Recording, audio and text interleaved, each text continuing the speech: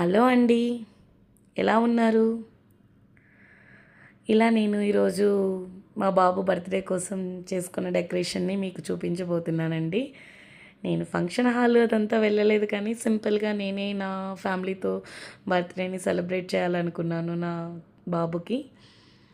మా బాబు పేరు అభినవ్ అండి. సో ఇలా నేను ఆన్లైన్లో ఆర్డర్ పెట్టేసుకున్నాను. ఫ్లవర్స్, ప్లాస్టిక్ ఫ్లవర్స్ అండి ఇవంతాను. నెట్, లైటింగ్స్ అండ్ ఆల్ఫాబెట్స్ అన్నీ ఆర్డర్ పెట్టాను. సో ఇలా నాకు ఇంట్లో ఉన్న వాళ్ళకే ఇలా డెకరేట్ చేశానండి.